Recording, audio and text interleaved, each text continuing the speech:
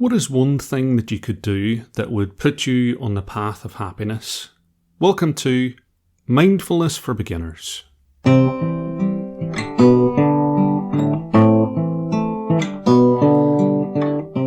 my friend, hope you're happy, hope you're peaceful. It's your old pal Sean, back from a stay in Plum Village. Huge apologies for the lack of episodes recently. Getting ready to go and being away has meant that I haven't had time to create episodes as I would like, but I'm hoping to get back to a regular schedule going forward. As you've probably picked up, I won't be doing it every week from now on, but I am planning to release an episode every other week. The change that I mentioned in my life in previous episodes this year was the end of my long-term relationship a few months ago. And it's been a difficult year, and I've needed to spend some time working on my practice, but also just working on my life. I work from home, and I realise that that's left me quite isolated. So I've been pushing my socially anxious ass to get out there and spend more time with people. And I'm very glad to say that it's worked and made a massive difference to my life. I've talked in a podcast about the value of Sangha, a community of practitioners. And I'm going to come to that today, reflecting on my time in Plum Village, but you also need a community generally, not just spiritually. I'm very lucky that I've joined groups in the area where I live and made some great friends. If you're feeling isolated, then I would really encourage you to do the same. It takes some patience and some persistence, just like with the practice, but it's so worth it. I might come back to this in a future episode, but the headline to take away is that I'm happier than I've been in a long time. And thanks to everyone who's supporting the podcast on Patreon. You get access to exclusive bonus episodes, guided meditations. Please do check out the Facebook group. There's a weekly thread each week asking for your ideas. So if you'd like me to do an episode on something important to you, then let me know. I'm going to be sharing some pictures from Plum Village as well. And all those links and more are in the description. But today I wanted to talk about Plum Village. If you're not familiar with it, it's the tradition that I practice mindfulness in. It's the organisation set up by Thich Nhat Hanh to share his teachings. And it's also a place that you can go. There are Plum Village practice centres around the world, 3 in the USA. And they're fantastic places to go and meet other practitioners, deepen your practice and learn from the monastics. I eat some of the best vegan food I've ever had. Seriously, these guys could open a restaurant.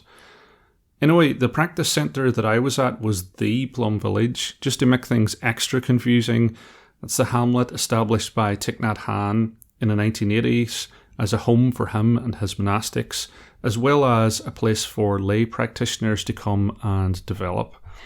I've covered some of the detail of Plum Village in the diaries from the last time I was there 2 years ago, so I won't go into a huge amount of detail, but a typical day there consists of getting up at 6 a.m, morning chant and silent meditation, and then breakfast at 7:15.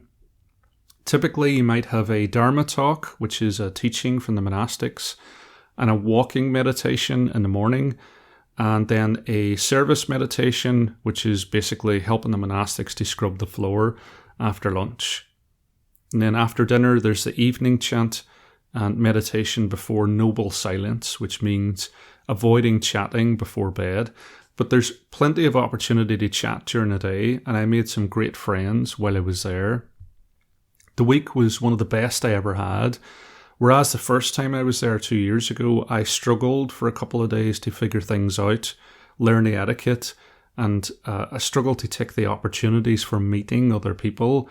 I knew what the score was from the start and spent a lot of time in the tea house, which is the Plum Village equivalent of the pub or the bar. No alcohol available, sadly, but you can get absolutely wrecked on herbal tea while talking to friendly folk about the practice, where you're from, or just life generally. These are very ordinary people from all around Europe or whatever continent your nearest practice centre is in. And you really bond quickly. You become a Sangha, a community, and it feels amazing. I'm struggling to find a way to describe it that doesn't make it sound like some kind of weird hippie cult, but I would highly recommend going if you've got any interest in meeting other people who practice. One of the ways that we bonded was over music.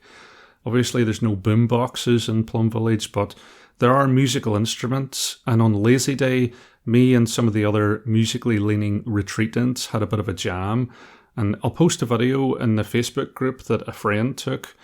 While we were playing, two monastics came over, sat down, and listened, and others wandered over too, and we had a big sing-song together. It was a very happy memory in a week full of happy memories.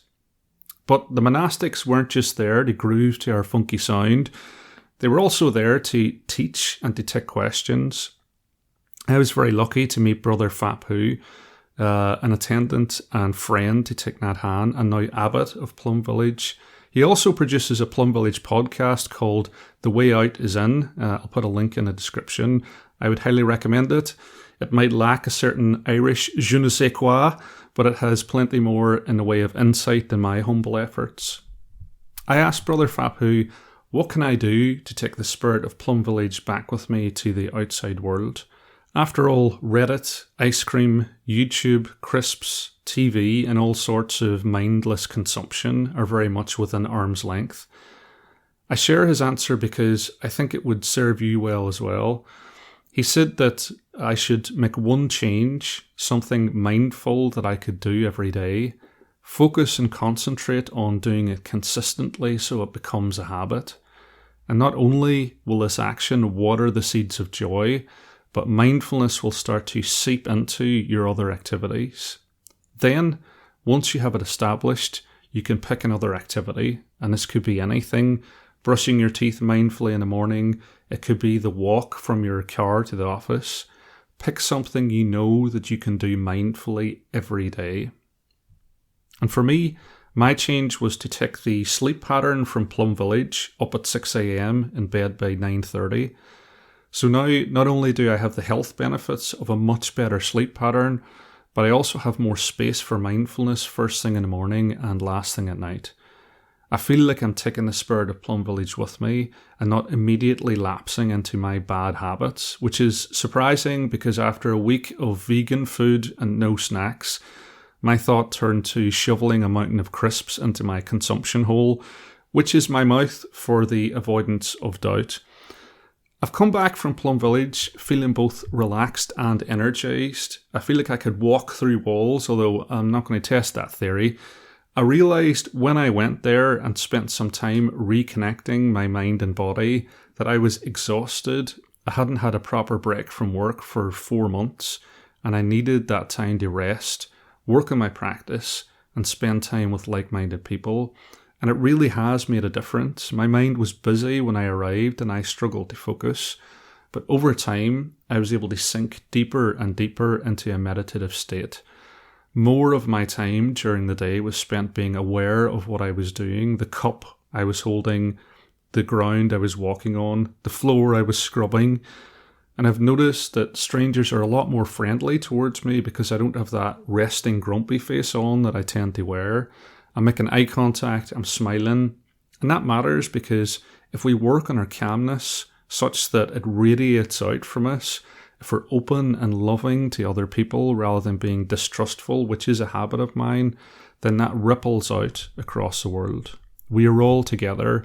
I am you, and you are me. Let's see how long I can maintain that sunny disposition in the face of adversity. I have to say, Bordeaux Airport really tested that.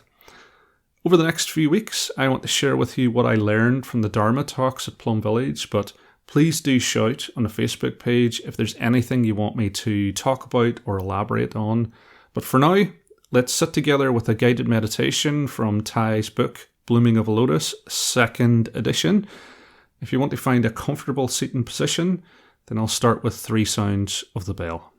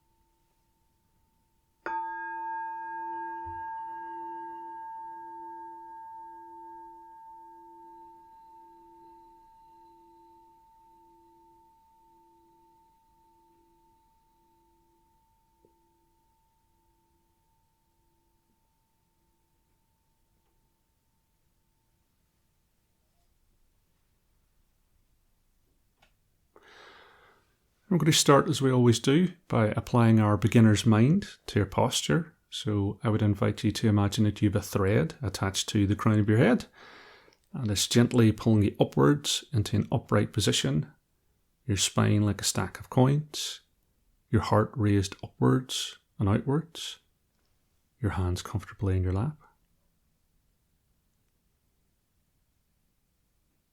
And just allowing a gentle smile to emerge in your face as we take a moment to enjoy the stability of our posture.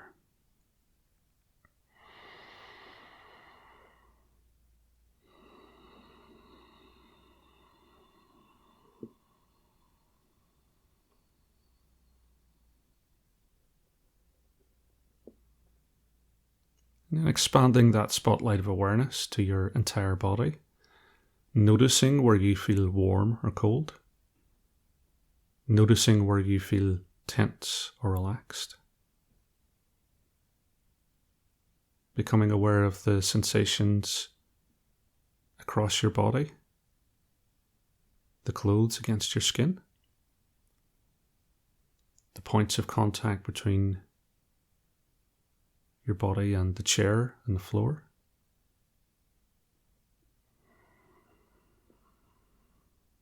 And for a moment, just holding your entire body in awareness.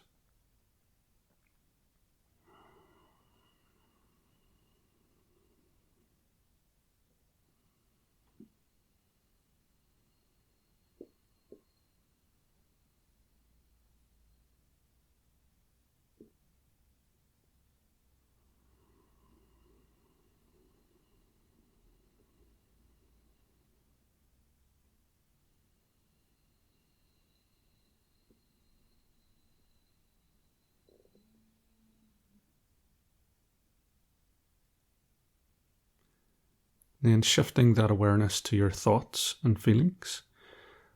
And as we go through the guided meditation, just noticing each thought as it arises.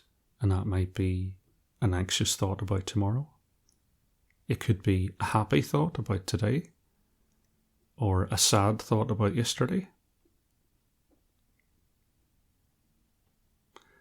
Just sitting with each thought for a moment, allowing it to leave.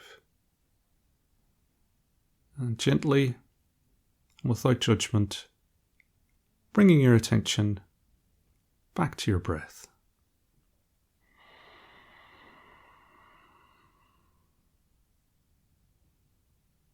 And finally, focusing your awareness on the breath, noticing that column of air between your nose and your diaphragm.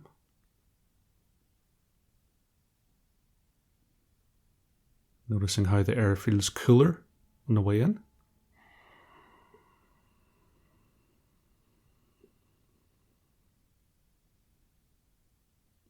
Warmer on the way out.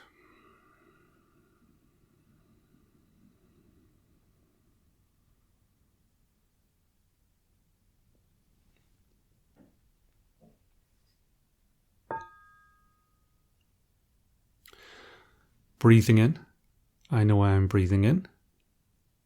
Breathing out, I know I am breathing out.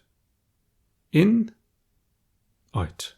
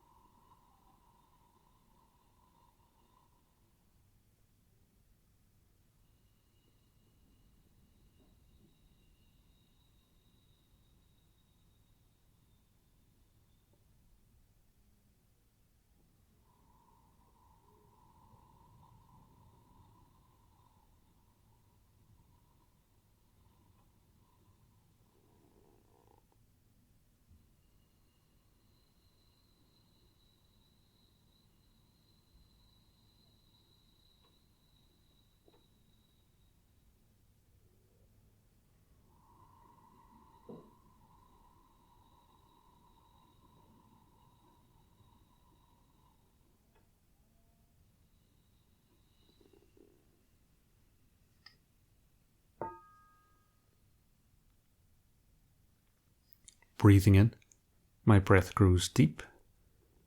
Breathing out, my breath goes slow. Deep, slow.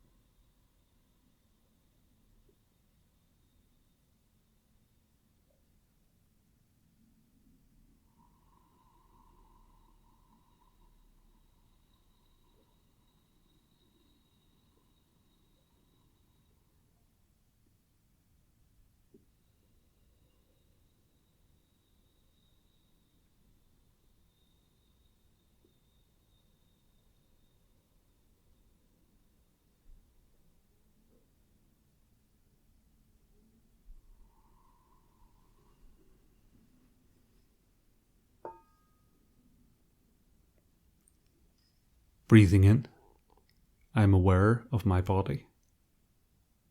Breathing out, I relax my body. Aware of body, relaxing.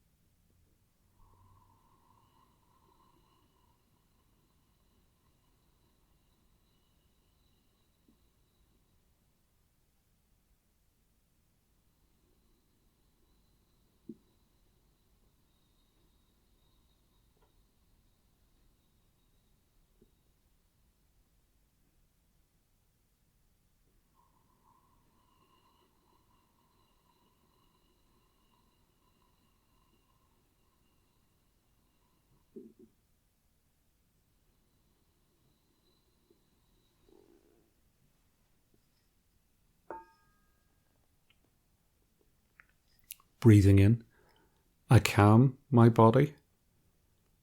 Breathing out, I care for my body. Calming body, caring for body.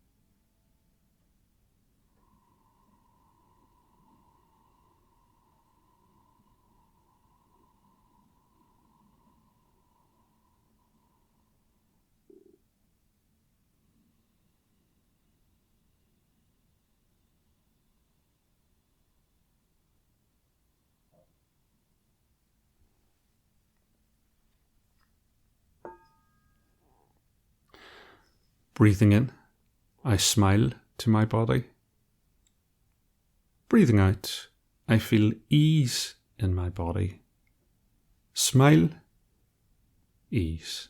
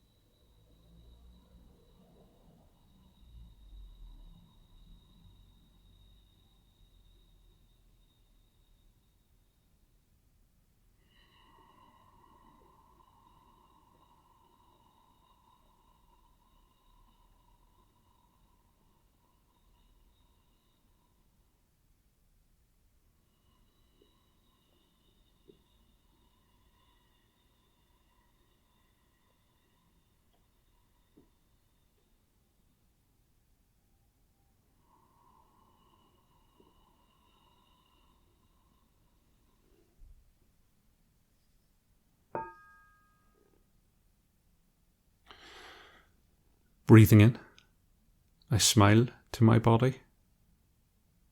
Breathing out, I release the tensions in my body. Smiling, releasing.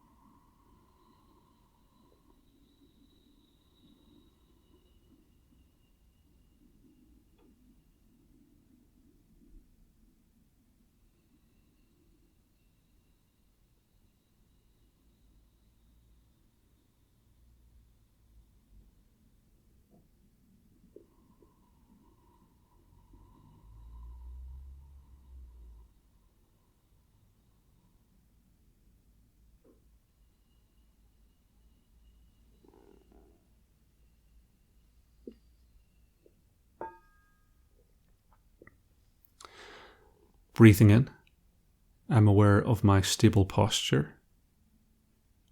Breathing out, I enjoy the stability. Stable posture, enjoying stability.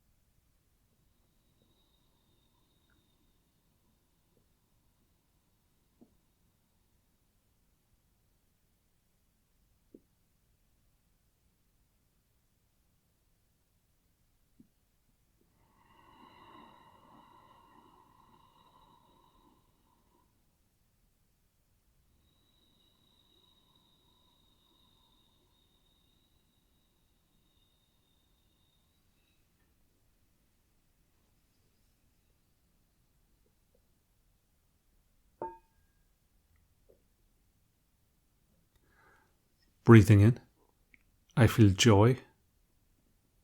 Breathing out, I enjoy peace and happiness. Joy, peace, and happiness.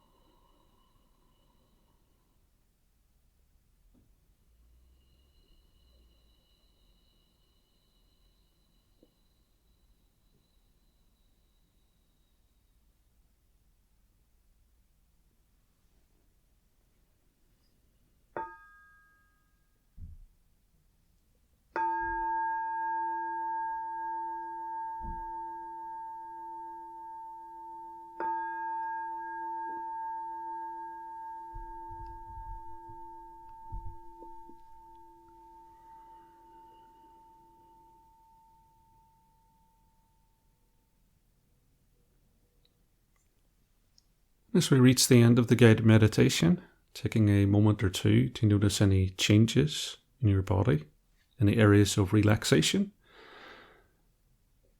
any areas of tension or discomfort, and taking a moment to stretch those if you need to.